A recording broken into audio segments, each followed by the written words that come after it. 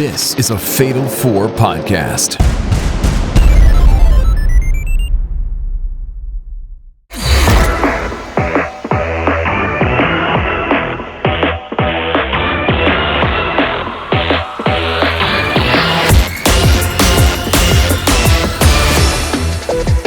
Eyes forward, gamers, and prepare to shuffle those feet from side to side. It's time for Squared Circle Strafe, the premier video game podcast of the Fatal 4 Podcasting Network. I am your host, Pro Wrestling Noah, aka Noah Stewart, and it is time to talk about video games. Hello, folks. Welcome into the show. Take off your shoes, get nice and cozy.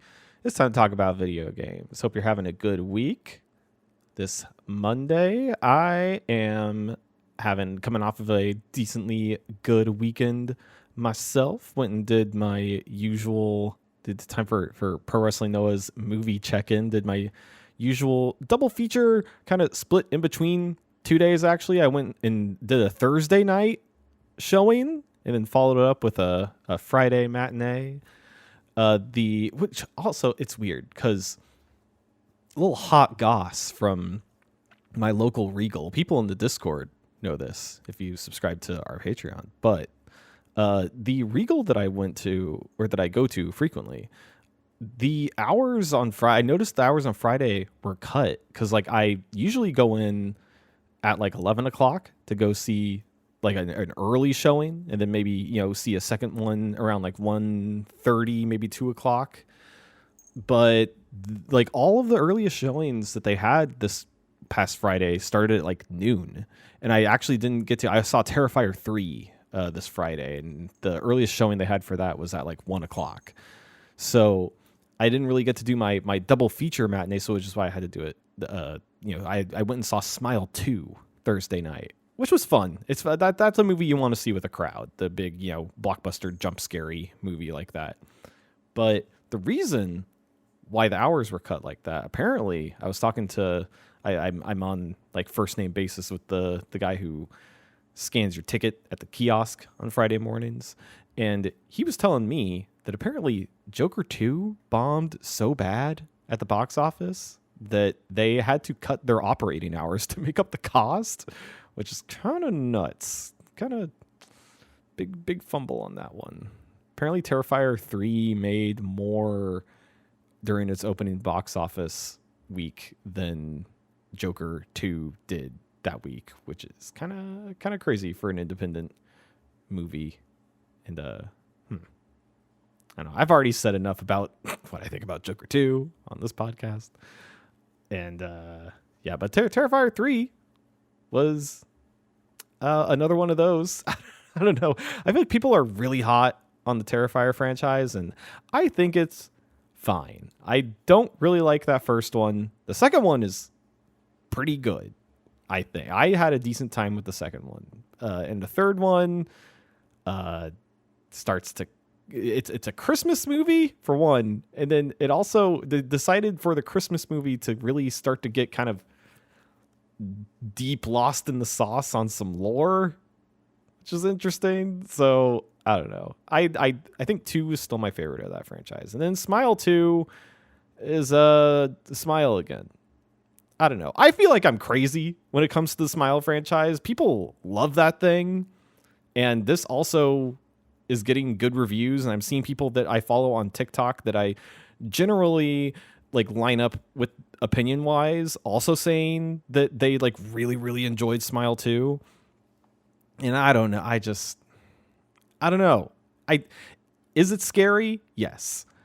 Was I scared while watching it? Sure. I am someone who's very affected by jump scares.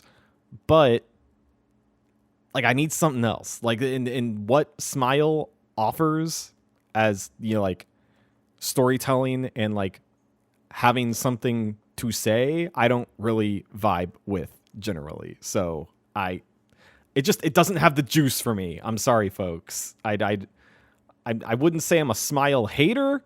Maybe I'm a Smile hater. I don't know. They're fine. I don't get the hype.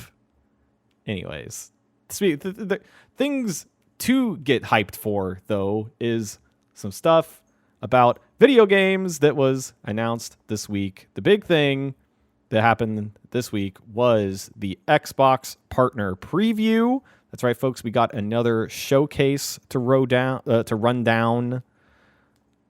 We have another showcase to run down. The Xbox Partner Preview showing off games from third-party partners, I guess you could say. Showing off some games, some coming out soon, some coming out in the future.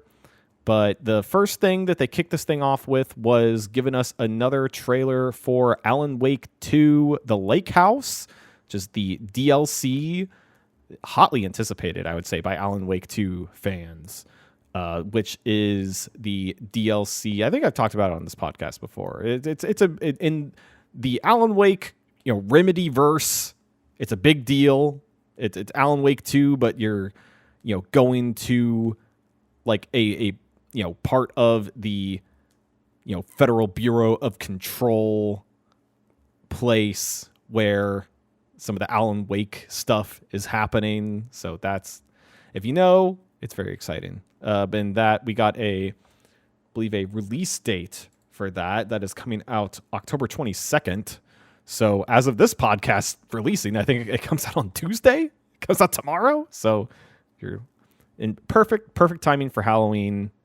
If you're into that, then that'll be there for you. Get excited. Speaking of horror games, we got a new game, new IP, new game from Bloober Team, the people who have recently brought you the smash success Silent Hill 2 remake, which I've heard is very good. Bloober seems, I feel like they had a decent amount of bad faith going into that thing, but they have really seemed to proven themselves. I have not had a chance to get my hands on Silent Hill 2 yet, but I would like to. And seems like people are liking it. So it's this new game called Chronos: The New Dawn. It'll be interesting to see what they do with an original property again, because I don't know. I think the thing they did before the Silent Hill 2 remake was The Medium, and I would say, funny enough, The Medium kind of has like similar themes to Smile in the ways that it treats trauma, and I wasn't really a fan. So I think they really seem to have proved themselves as being able to make a good video game with Silent Hill 2, but I think it will be especially interesting to see what they can do with their own, their own unique intellectual property with this new game, and kind of what, they're able to bring to it narrative-wise, because Silent Hill 2, kind of had already all that stuff already set up, so that part of it really wasn't as much on them. Like a lot of the heavy lifting for that was done. But this is the Chronos: The New Dawn, is a sci-fi set horror game. Didn't really seem to get a ton out of what exactly is happening, but there appear to be some monsters. There's something that looks, if you are familiar with the horror movie Splice, one of the monsters in this kind of looks like the monster from Splice. Got like a weird stingy tail, looks very fleshy. And you're playing as like a dude in a, kind of retro looking spacesuit, but kind of like grunge punky, if that makes sense. Like third person, maybe some shooting going on. This trailer is also intercut with the spacesuit man playing chess with a grandma. So it seems to be a little abstract. I don't know. It's got some interesting stuff going on visually. So I am willing to, meet Bloober Team halfway on this and give this a shot when it comes out. It looks like it is expected next year as of now. They also showed off a new game from Studio Double 11 called Blind Fire, which is, as of the showcase, it is now in early access. And it is a online, multiplayer shooter. And honestly, folks, I thought this trailer was kind of bad. I thought that I did not really get a lot of details about what this game was exactly, because like judging by the trailer, it just looks very generic, online multiplayer shooter, kind of like arena deathmatch kind of thing. And I had to watch the trailer again and then realized that kind of what's going on is that the levels are set in complete darkness, and you have a scanner, kind of like Batman detective mode, but you kind of, like blip it on and off to find your opponents in the darkness of these levels to take them out. And that's an interesting wrinkle. Then I went and found like the product page on the Xbox app on PC and got some like more interesting. This game is way more interesting than that trailer made it out to seem. But according to the product page, says that Blindfire is an online multiplayer first-person shooter that takes place in the dark, set in a shadowy underworld. The ultra-wealthy bet on illicit blood sports beneath a neon skyline, blah, blah, blah, blah lore. Every kill counts. Brave the arena alone or team up in matches of up to 8 players. You got, various types of modes. It seems like there's like a kind of like rapid fire 5 different kind of match types you can go through in these dark levels. And then it goes on to say, light is a rarity in close quarter arenas riddled with traps for intense firefights. Players must decide where and when to fire at the risk of exposing their position. Hone your senses with a room scanning echo mechanic to help you navigate the arena and locate your opponents. And then this is another interesting little wrinkle to this. It says that you can have revenge under the black lights. When defeated, spectators gain access to the arena's cutting-edge night vision cameras. Blacklight reveals the vibrant hues of hidden street art and transforms the slick designs of contestants' outfits. The eliminated spectators can assume control of traps in the arena to influence the outcome of the match and exact revenge. And that, I think, is interesting. Like, it gives people who have been eliminated from the match something to do. And that was also something that was happening in the trailer that I was not quite understanding, because it starts in pitch black, and honestly the like animations of your hands moving around with the gun looked a little pre-rendered. Like, I don't think this was actually like fully in engine. Like the way that the gun in front of the camera was just like wobbling around a little too much.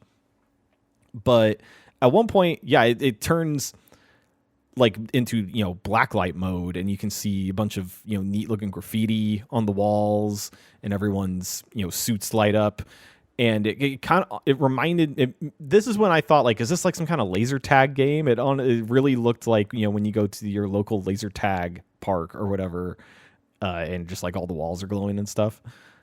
And also, another thing about this game is that made me kind of, brush past it initially, is that the art just looks pretty generic. Like, it's just, dudes in hoods with illuminated masks and stuff, and they have guns. Nothing like too striking about it, really. And I wasn't really interested in this until I like looked into the details of it. So I don't know. Hopefully this thing turns out all right. It's not on Game Pass, which I think is a mistake. I feel like this would be getting a lot more attention if it was on Game Pass, but it's in early access. According to this store page, it's on sale for like $9 to get in there right now. I have no idea when the full release of it will be, but I don't know. This might be worth checking out. I think it sounds neat. Then we had another look at Like a Dragon: Pirate Yakuza in Hawaii. Got a new little trailer showing us Majima in Hawaii doing his pirate thing. And we got a release date for it. It's coming out February 21st, 2025. So coming fairly soon, that game. We also got another look at Mouse P.I. for Hire, which this game I think we've been seeing this thing at a couple showcases, like here and there over the past couple years.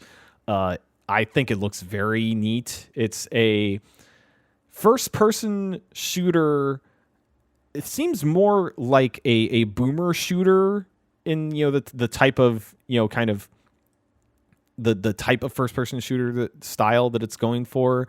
But the hook is that it is all animated in a, like Fleischer cartoon kind of Steamboat Willie Mickey Mouse style, where you are playing as a, mouse character, but you're a PI for hire, a private investigator, and you're shooting other animal cartoon people with Tommy guns and whatnot, kind of billing itself as a noir mystery kind of situation. It looks really neat. And I think I say that it's kind of looks boomer shootery in that it's kind of got the circle strafe thing going on. And all the character models kind of have that Doom, 2D sprite kind of wobbling around on a 3D axis thing going on. But yeah, it looks gorgeous. It kind of, fans of Cuphead might want to be considering checking this thing out if you're a fan of that kind of rubber hose Fleischer style animation. And it looks like this one still not a solid release date, but it's coming out sometime in 2025. We got I believe this was the official announcement of this thing. We got Subnautica 2 coming. The trailer that they showed was just a teaser, so nothing like solid gameplay yet. I assume it'll just be more Subnautica, maybe with some expanded mechanics. The teaser seemed to really be leaning into the horror elements of it. For those who don't know what Subnautica is, it's a kind of first-person survival game set under the ocean. I believe it's like on a planet that's like all ocean. But you got base building going on. There's some creepy dark stuff down there. But that first Subnautica, I think it was a big streamer hit. People seem to really like that one. And this one will be coming sometime in early access in 2025, they are saying. And Microsoft has also confirmed that it'll be on Game Pass. So good for that. Hey, and we got Animal Well was shown off here. That that game is obviously already out, but it was kind of basically shadow dropped here. They announced that it is on Xbox now. I believe it was like it was maybe 2 days after this showcase. So no, it was the same day. Yeah, shadow drop Animal Well on Xbox now. So if you somehow only have an Xbox, you can now play that on there. We got Eden's Zero, which is the name of a video game that is based on an anime of the same name. Eden Zero being a anime by the creator of Fairy Tail, and looks very similar to that. Some might say that it looks like it's just Fairy Tail in space. I watched that first season of Eden Zero on Netflix, and let me tell you, I don't remember a crap damn thing about it. I'm looking at this page with these characters, and I recognize maybe 2 of them. I don't know who any of these other people are. It just really seems like some shonen. I don't know. People might like it. Let me know in the Discord if you're an Eden Zero fan.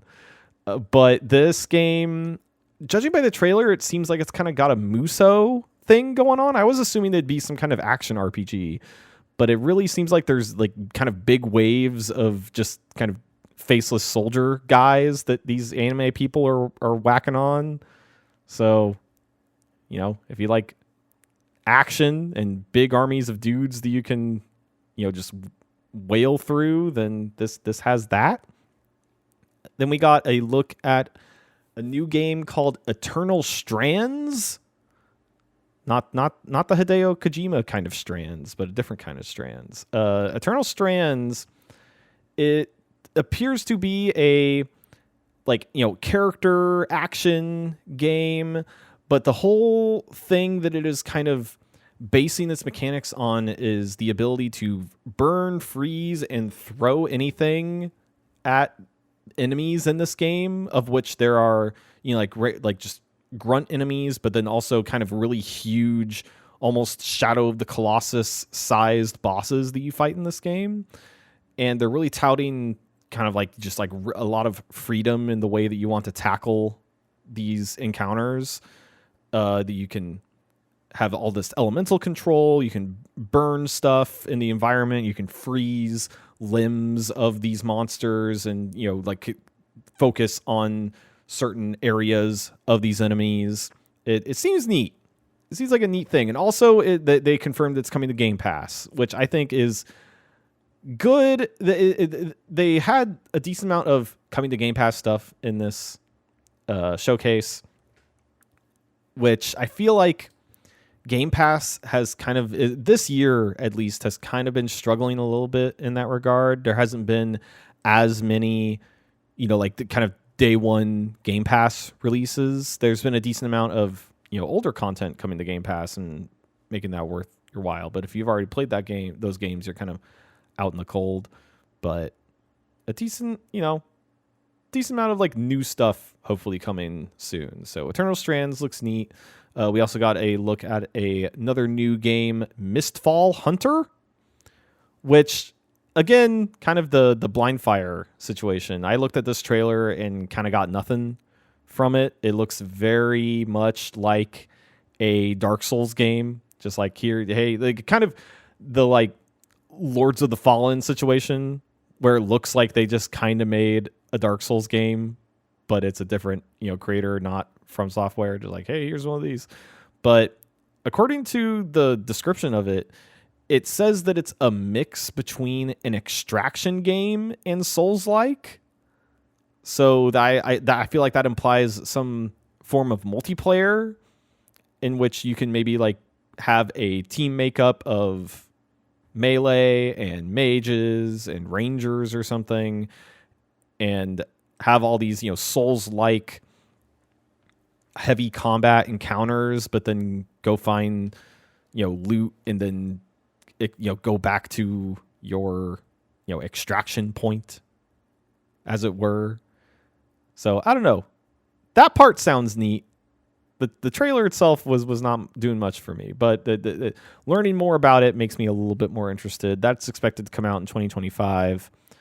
Then we got announcement of a new game, Wheel World, which is coming from Annapurna Interactive, which, there's been some issues there. I wonder how this is going through with that. I think this is kind of on the tail end of the deals that they had going before their entire staff kind of exodused.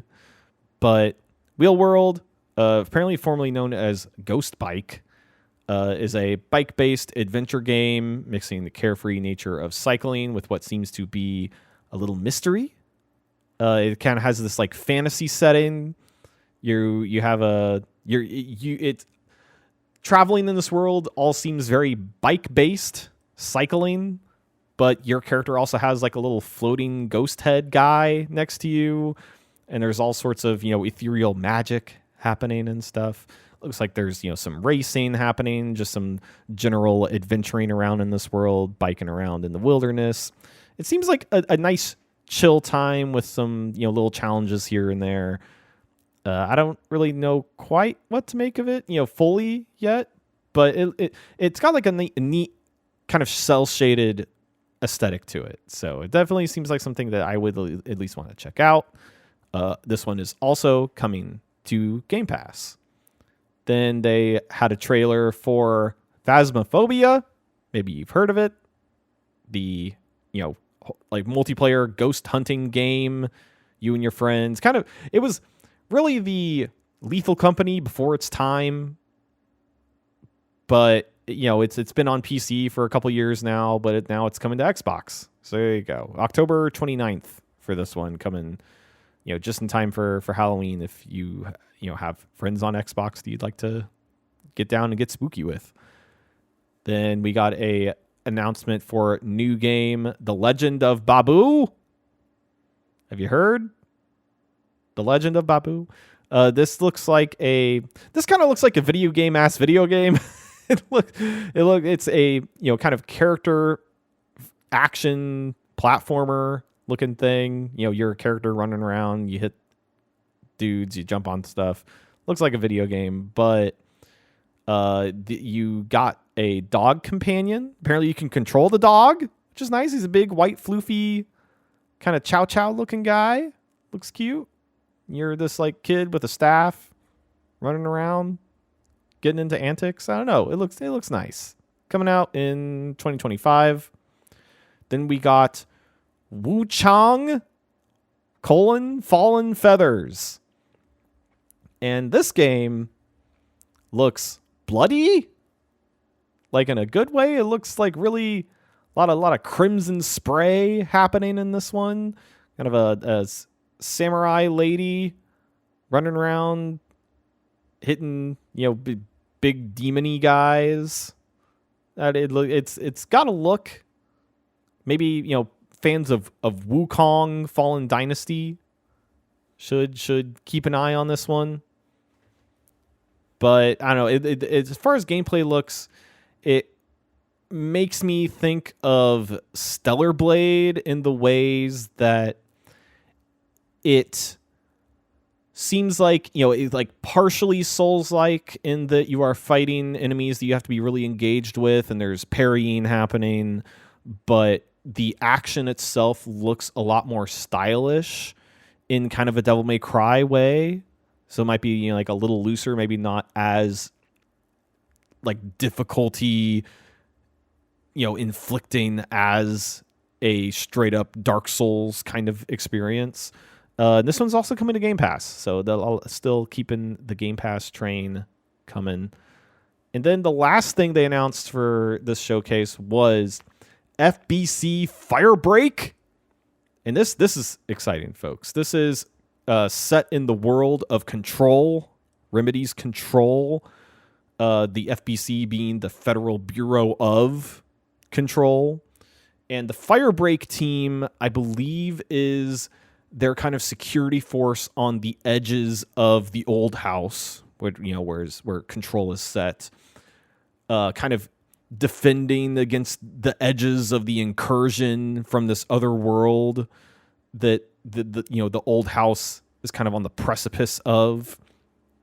And this is their multiplayer game that they've kind of been teasing for a while now. It is a multiplayer first-person shooter with 3-player teams, cooperative, and kind of a PvE thing going on. Think maybe like a Left 4 Dead or something. And it looks neat. It's got the Control thing going on. The hiss, all those enemies. Really, just the architecture of the old house in Control is always super, super neat. That kind of, SPC kind of like brutalist architecture kind of thing going on. Yeah, I love Control. Hopefully I can, wrangle some of my friends into playing this, and it'll be on Game Pass. So there, if you have some friends that also have Game Pass, I feel like that's a pretty easy sell to, at least try it out in an evening and see how you like it. But that, Remedy's got a good thing going on with Control. So I'm excited to see them expand it.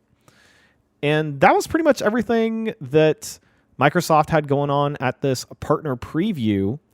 So why don't we take a quick break, and then when we come back, I will talk to you about the rest of the video game news that happened this week.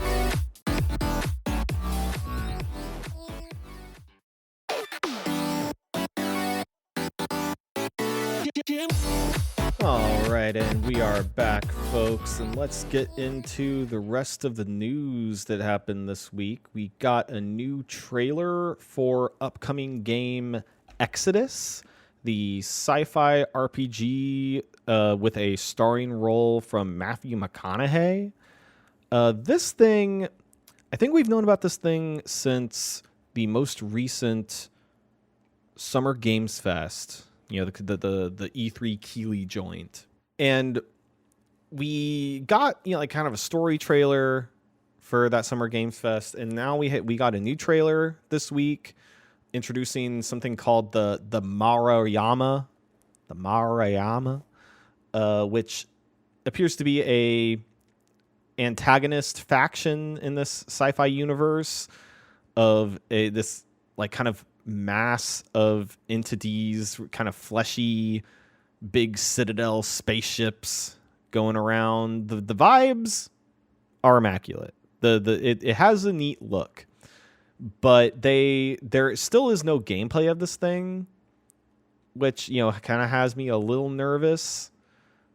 But it looks neat, and the things that they have said about the gameplay for this game is that it appears that the gameplay will focus on these narrative moments where time dilation is a factor in this game, where, you know, the kind of think, and, you know, I feel like this is why they picked Matthew McConaughey to have a role in this game, is think Interstellar, where when you travel large distances in space, it affects time in weird ways. So what they've said about the kind of mechanics of this game is that you will make decisions in which you have to travel far distances, and that will affect time in such a way that when you return to places in the game,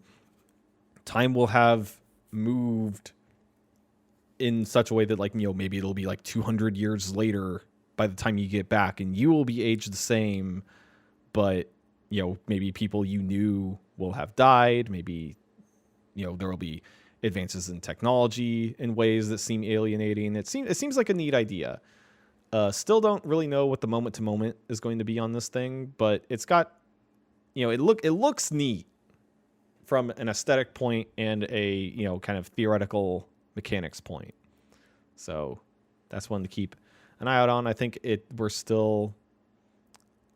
2025 they're thinking. I feel like we might see gameplay of it during the next Summer Games Fest. That's how I feel. Then the next thing that happened in the news was kind of giving us collectively, the Final Fantasy fan base had a little bit of a heart attack, because Nobuo Uematsu had taken to Twitter about the new RPG Fantasian Neo Dimension coming to the Switch, which is a remaster of the Fantasian JRPG that was on phones. It's now coming to Switch, and it has it is scored by Nobuo Uematsu, famously the composer for many a Final Fantasy game. And he took to Twitter to say that this will be his final project as a composer of video game music, and that he hopes that you pick it up and play it, and he thanks everyone for the support. And then fans kind of freaked out for a second, because they were like, wait a minute. Like, it's Nobuo Uematsu's retiring? Like, what's happening? And then he took to Twitter again, and this is from the tweet. He says, wait, everybody calm down. There seems to be some misunderstanding, but I'm not retiring from video game work. I'm going to be cutting back a bit on my video game music for work, because I want to have more time to make the music that I want to make. It would be difficult for me to take the entire soundtrack of a video game, because the time commitment for composing would be too long, but I would like to continue to work on jobs such as one theme song. So he's not completely getting out of the video game music game. He'll return to maybe, you know, do like a theme song or maybe a composition here or whatnot, but he's done doing complete soundtracks for games. So, you know, he's a legend. He's earned it, I think, to really like focus on his own work and then do commissioning for, you know, specific projects. But fret not, Final Fantasy fans. The Nobuo Uematsu he's not totally out of the game. He's still going to be, you know, maybe new Final Fantasies to at least, you know, do a theme song or something. So not he's going. I would say he's not going anywhere. He's going somewhere, but he's not completely going away. So fear not. People who are going away though, I'm sorry. Bandai Namco reportedly cut Japanese workforce this past week, but they deny pressuring voluntary leave. This is coming from Eurogamer, where Bandai Namco allegedly cut their Japanese workforce and canceled a bunch of projects on their slate due to lackluster demand. Apparently, about 200 of roughly 1,300 staff since April, have been sent to rooms with nothing to do, and being put on pressure for them to leave voluntarily. And as of now, almost 100 people have resigned from Bandai Namco in this manner, gone to other jobs. And this practice is apparently fairly common in Japan. It is a practice known as Oidashi Beya, where they have people sent to rooms, usually like without windows and not really anything to do. You know, they're not given projects. They're maybe given a desk, but not really like much equipment or anything else to do anything with. With the purpose to, you know, put them over there. They're still technically salaried, but with just really nothing to do. And a lot of people tend to take that opportunity to then job search within, the next month or so to go find another job with something to do. And apparently this has to do with the laws in Japan, where you can't just have big waves of layoffs for the purposes of, shoring up the company's economic needs. So essentially this is a layoff. Just, the way they operate in Japan is a little different. But this is kind of concerning given that Dragon Ball Sparking Zero just came out and sold more than 3 million units in 24 hours. And they have a ton of concurrent players on all platforms. They're kind of rolling in it right now sales wise, and they just let a bunch of people go. So I'm sure their, shareholders are really happy, but unfortunate for the people that, got put on, voluntary leave pressure. So hopefully all those people land on their feet, find some new projects to go to. But speaking of anime video games, this is a weird one. Apparently an unannounced Death Note game was rated in Taiwan for PlayStation consoles. This is also coming from Eurogamer, where, apparently Gematsu spotted a rating for both a PS5 and PS4 game with the full name Death Note: Killer Within, with Bamco. That's one of my friends calls it. Bandai Namco publishing the game.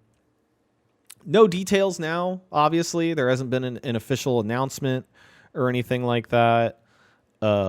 Just the speculation, but purely the speculation of what could a Death Note game be. There have been some Japanese only released Death Note games in the past, but I am interested to see what a kind of full console in 2025 or whenever the heck Death Note game would be, especially given that I feel like Death Note as a franchise is one that doesn't have a ton of clout at the moment.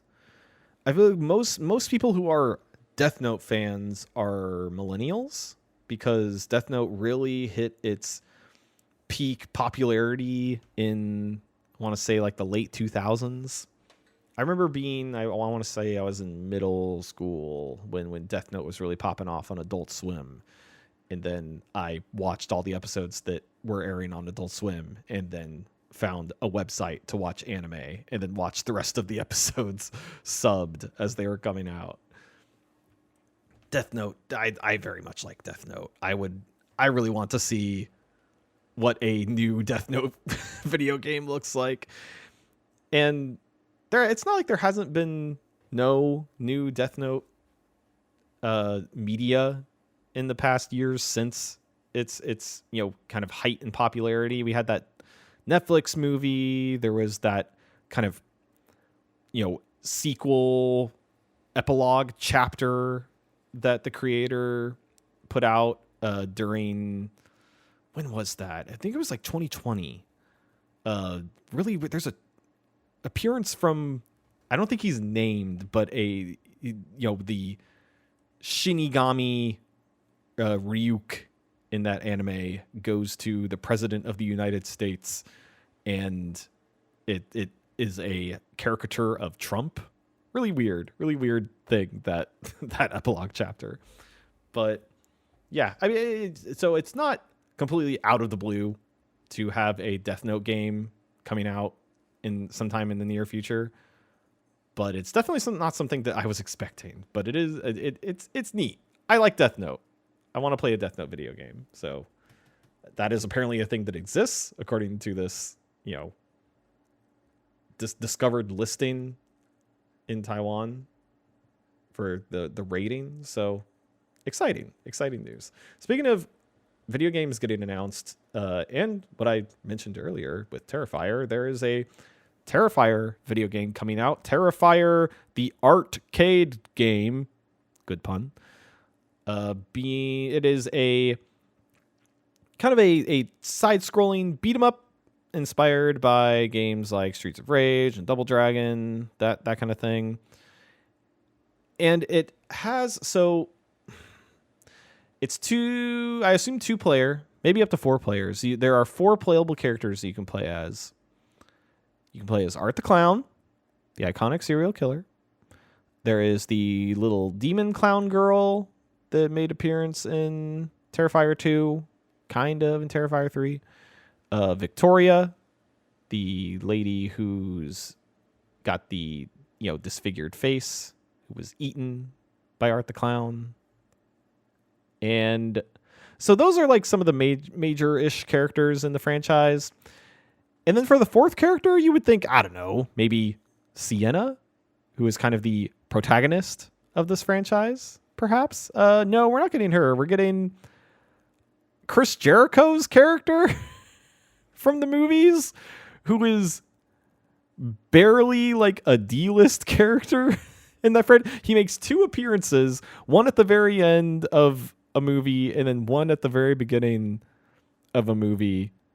And I'll just say he's not a major character, but for whatever reason, he is a full-on ass playable character in this game.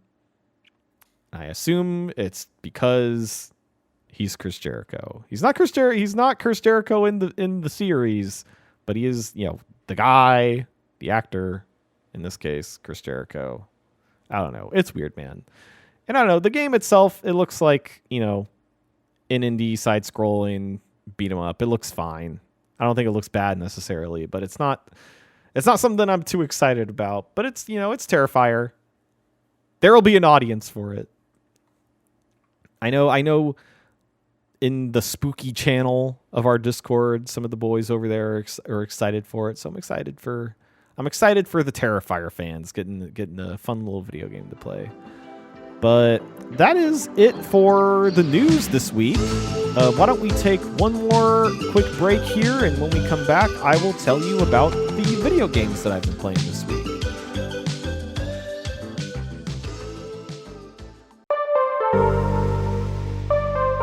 Like what you've heard so far? Want more from Didn't Get All of It Japan? Sign up for our new Fatal 4 Plus tier for just $5 a month, where you get everything at the Discord level and get exclusive new content like Didn't Get All of It Japan on Excursion, where this month we discuss the new Netflix original series Queen of Villains, about the life and career of Japanese wrestling legend Dump Matsumoto.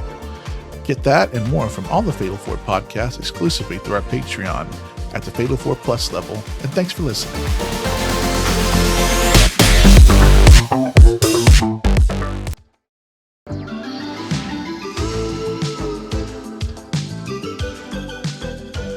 And we're back, folks. Kind of a big week for events here. We had that, the Xbox partner preview, and then also over on the PC, we have the Steam Next Fest happened this past week. I think it'll be officially wrapping up kind of on the day that this podcast comes out on Monday. But the fun thing about the Next Fest is that I feel like a lot of the developers that will put out demos for the Steam Next Fest end up keeping the demos active for, quite a while longer after the official event ends, just because it's nice to have a demo up on the Steam page so people can try out your game. Some of them will deactivate the demos, but a decent amount of them will, I end up downloading a bunch of demos during Steam Next Fest, and I keep them kind of installed so I can eventually get around to them. And a lot of them I'm still able to access even like a couple weeks after the Next Fest event. For those who don't know what Steam Next Fest is, it is, I believe they started doing it the year that the pandemic shutdowns happened, like that E3 wasn't able to happen. So instead, Steam kind of kicked off this thing where anyone could post demos of their games to kind of have a simulated, kind of networking event where people can try out early builds of games.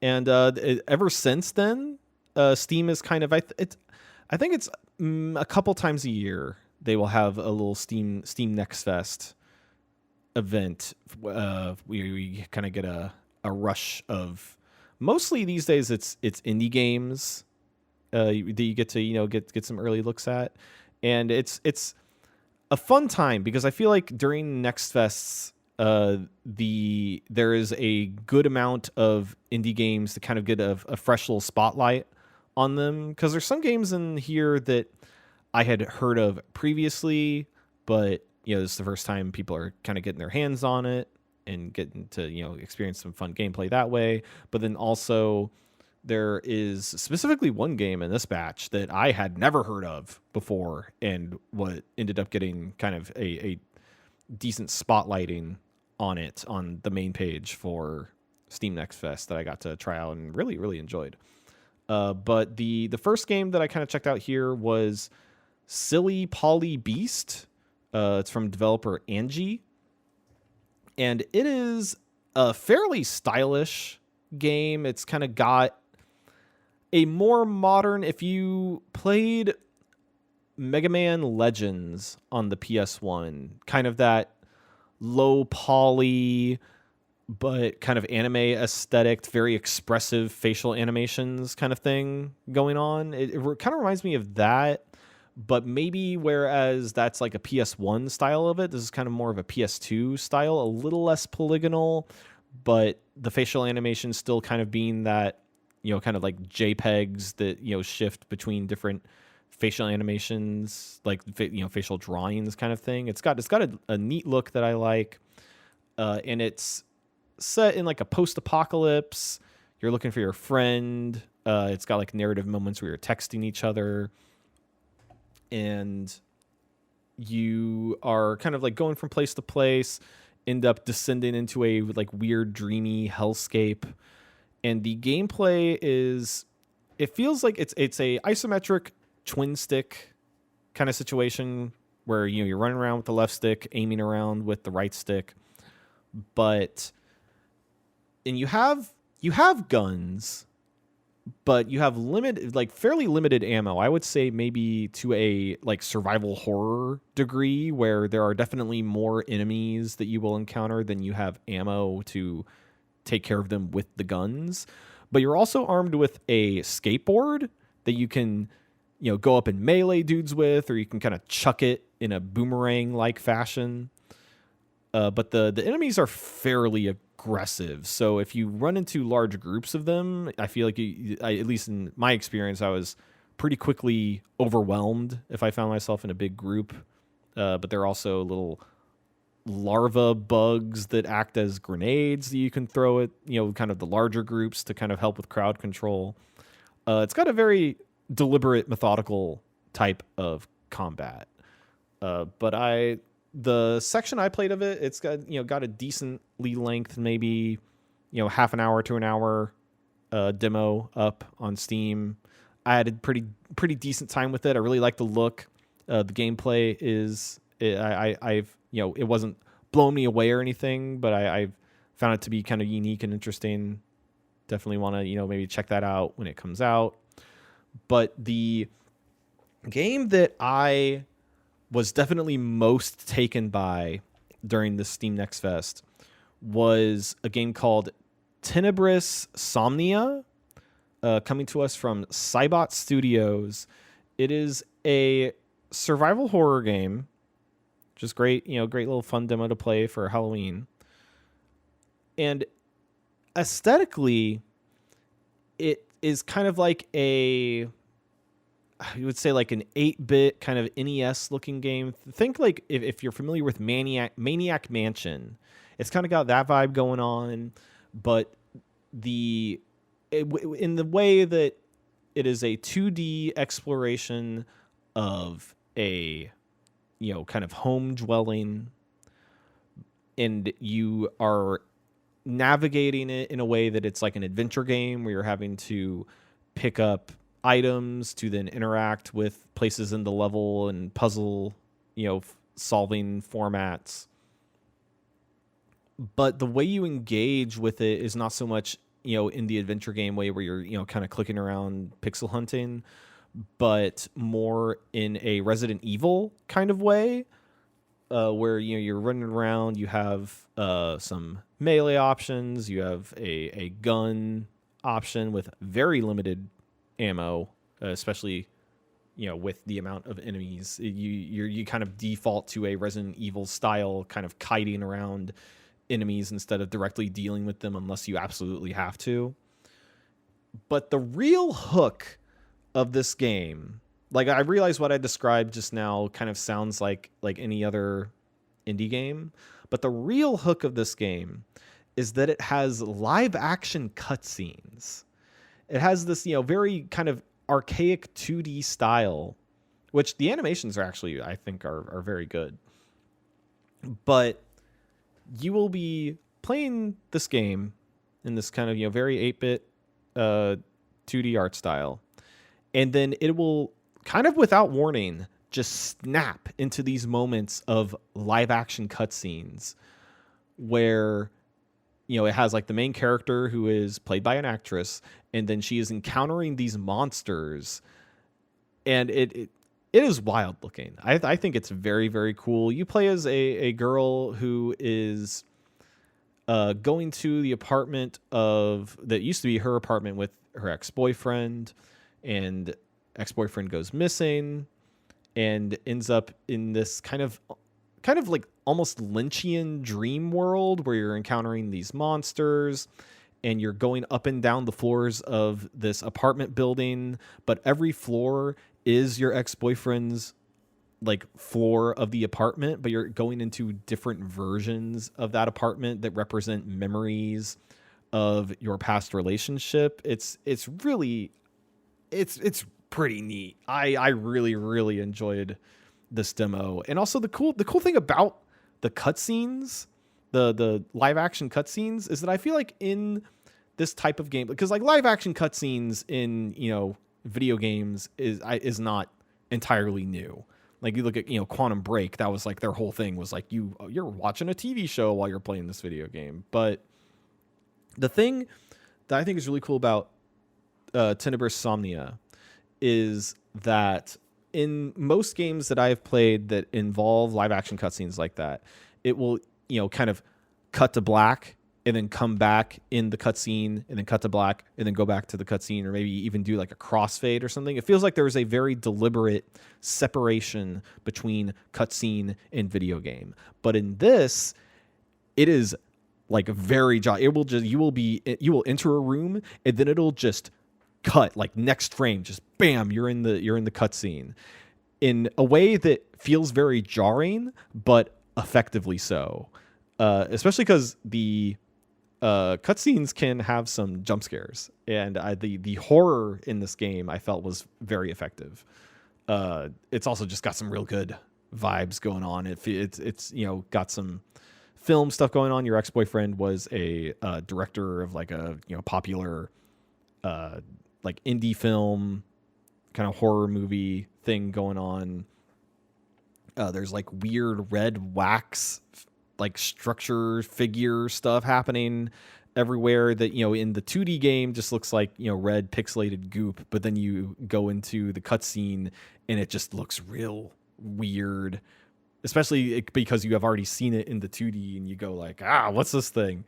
So really really neat game. I'm very the demo itself is, again, it's like depending on how fast you're able to solve the environmental puzzles, could be anywhere between half hour to an hour. But I'm very excited whenever this game is coming out. I don't think they have a solid release date yet, but Tenebris Somnia, go check out the demo. Keep it on your list of games you're looking forward to. I am very much looking forward to it. And then I have a handful of games still downloaded on my PC, but the other game that I really got to kind of get my hands on this past weekend was a game called Keep Driving by YCJY Games. And it bills itself as a car RPG. And I think I've heard some people liken it to an Oregon Trail, which I don't think is... I think that's a good way of maybe explaining the kind of mindset you want to have going into this game. But it is a game where you are playing as a teenager, and it's... Oh, no, I'm sorry, not a teenager. Maybe like late teens. Kind of late teens, early adulthood. You are... It's summer. You're living at your parents' house. You're going over to your friend's house who lives a couple counties over, and you want to play a video game. So you're bringing this video game cartridge to your friend, and the whole game is you driving to your friend's house. And it's like, it's a handful of days away, and it's essentially a road trip with RPG mechanics. And you start the game, and it has a little character sheet that you fill out, and you can, say your name. It has a little slider, like a rating from 1 to 5, what your relationship with your parents is. Which I saw that and I was like, oh, we got a video game. We got a game going here. And that stat determines when you are on your road trip, you can, like, your car can break down. And depending on your relationship with your parents, you can call them, and it will determine the likelihood that they will kind of bail you out in a rough spot on your road trip.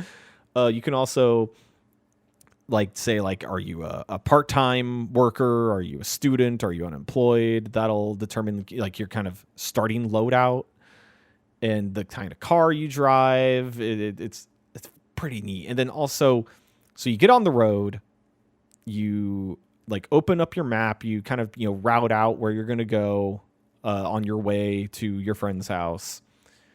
And along the way, it's got a kick-ass soundtrack too. It's kind of got this like Midwest shoegaze, kind of like emo punk kind of thing going on. I believe the soundtrack is by an actual band. Like, you can look up their Spotify page and everything. It sounds really cool.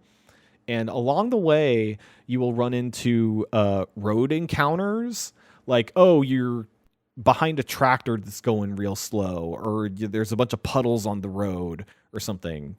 And there will be symbols that show up that represent damage being done to your stats, such as your energy, your hunger levels, the durability of the car, the money you have, the amount of gas you have in the tank, and you have these like skills and abilities that you're firing off to reduce these symbols until they all go away. Kind of think in it, the way that the flow of combat goes honestly kind of reminded me of Slay the Spire, if that makes sense. It's not so much a deck builder, but the way that you are applying like damage and effects really reminded me of a kind of Slay the Spire-esque situation. And also, like, along the way, you can run into hitchhikers, which kind of make up your party in a sense. They will give you extra abilities. The first one I ran into was a musician who had like a little pet cat, and you could pick him up and he had a pretty decent ability, but the catch was that you had to have room in your trunk for his guitar. Oh, that's the other thing, is that your car has a kind of Resident Evil 4 style inventory where you have to kind of like puzzle, like Tetris your inventory into the spaces. You can kind of like rotate them and slot them in so that everything fits. You have your trunk and your back seat. You can kind of like store stuff on the floor of your back seat.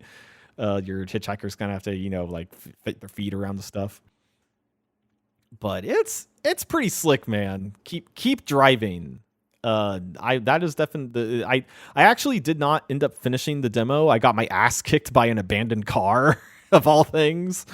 I feel like I want to take another run on it. I think I ended up being I want to say I took the unemployed option. So my starting kit was like a 12-pack of beer and like some snacks or something was my start, because like you can be like a like auto repair, like part-time auto repair mechanic, and starting gear can be like a toolbox to help you like bring back your durability and stuff.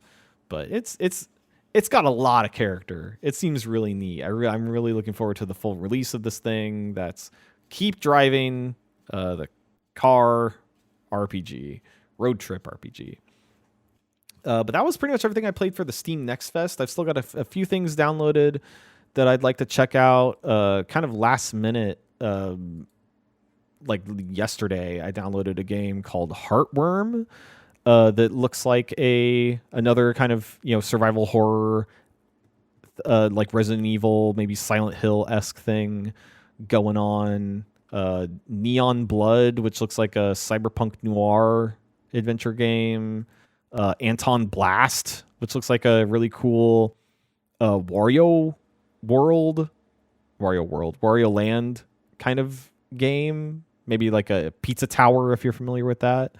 Lots of neat stuff to check out at the Steam Next Fest. So definitely want to check out more of that stuff while the demos are still active. Other than the Steam Next Fest, I was also playing. I played more Dragon Ball Sparking Zero, more Persona 3 Reload. I've talked, and I feel like I've talked enough about those games recently. I don't have a lot more to report on there, but I'm still enjoying those games. Still having a lot of fun. I think I'm getting towards the end-ish of Persona 3 Reload. Looking forward to wrapping that up soon. But a new game that, well, not new to me. A game that I put a decent amount of time into this past weekend was Little Nightmares 2, coming to us from Tarsier Studios, the sequel to Little Nightmares, being a kind of, I think like Limbo or Inside from Playdead Studios, kind of, like 3D, 2D, side-scrolling puzzle platformer. And the Little Nightmares 2 feels very much just like an extension of Little Nightmares 1, but in Little Nightmares 2, you have a companion character, which my favorite game of all time is Eco. So I'm a big companion character type of person, and the set pieces in this game are just gorgeous. It's got a great color palette. It's got the Little Nightmares thing of having really strange architecture, really dreamy level design, and of course just some of the biggest freakos you've ever seen in your entire damn life. There's I think it's the second level. You are in a school, and there is a teacher character who you will be like going around a level. You'll be like maybe, a story above where this teacher character is. And the thing about Little Nightmares is that you are this, a little kid, but you're kind of a, little guy in a big world kind of situation. Think like, kind of a Toy Story situation where everything in the environment is way too big for you. And the characters that inhabit the space are really, really big. So this teacher character is huge. And you are kind of a story above them. You'll be walking on, some wooden planks or something. You'll accidentally knock down a jar. It'll make a big sound. And the teacher will be alerted to your presence in the room. And the teacher's neck will just stretch unnaturally, like a, big kind of worm, snaky stretch up to where your character is. And you have to hide in a box or something while she's looking around until she gives up the look-in and goes back to what she was doing. Very cool, very unnerving aesthetics at times.